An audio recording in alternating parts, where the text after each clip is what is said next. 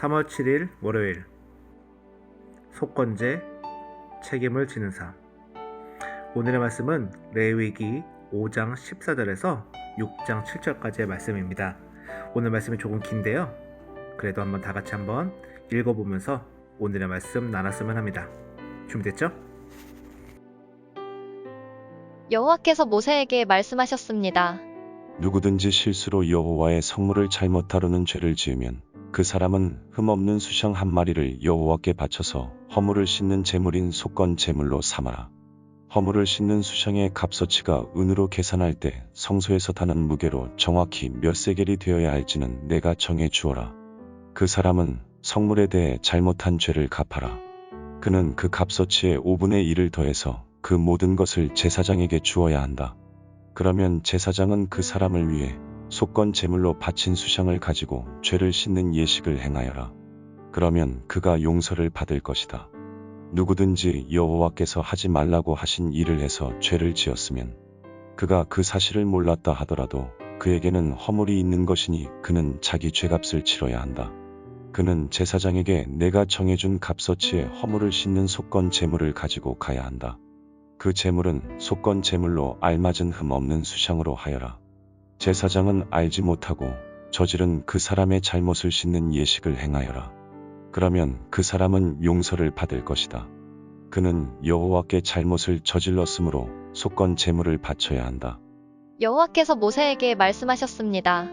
누구든지 여호와 앞에 진실하지 못하여 죄를 지으면 곧 다른 사람의 물건을 맡고 있다가 그 물건에 대해 거짓말을 하거나 남을 속이거나 도둑질을 하거나 남의 것을 빼앗거나 또는 남이 잃어버린 물건을 죽고도 감추거나 거짓으로 맹세하거나 그 밖에 죄가 되는 일들 중 하나라도 했으면 그에게는 죄가 있다. 그는 훔쳤거나 빼앗은 것을 돌려주어야 하고 맡고 있던 남의 물건이나 남이 잃어버린 물건도 돌려주어야 한다.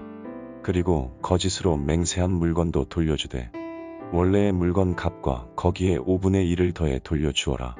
그는 허물을 씻는 속건 제물을 바치는 날에 그 돈을 원래의 주인에게 돌려주어야 한다. 그는 제사장에게 내가 정한 값어치의 속건 제물을 가져가야 한다. 그 제물은 속건 제물로 알맞은 흠 없는 수상으로 하여라. 그러면 제사장은 그 사람을 위해 여호와 앞에서 허물을 씻는 예식을 행하여라. 그러면 그가 지은 죄가 용서받을 것이다. 오늘 말씀 잘 읽어보았나요?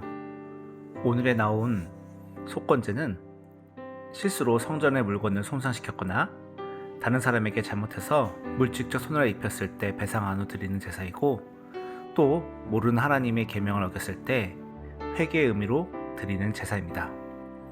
이때 사용되는 것이 흠없는 순양, 즉 속건 제물입니다. 속건제를 통해 하나님께서는 우리의 죄를 씻고 용서해 주신다고 말씀하십니다.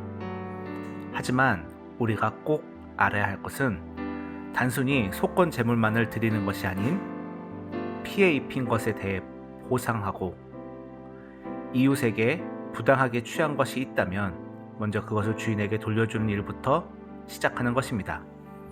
그 이후에 하나님께 속건제를 드려야 합니다.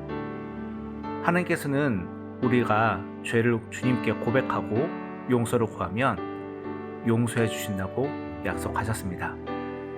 하지만 주님께 회개기도만 한다고 모든 일이 끝일까요?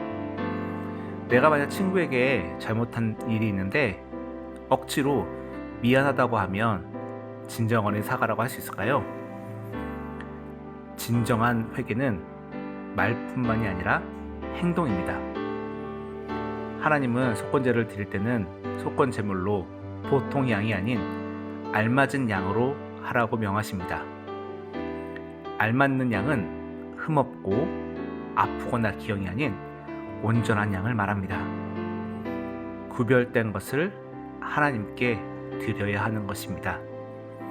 단순히 회개 기도만이 아닌 진정한 회개.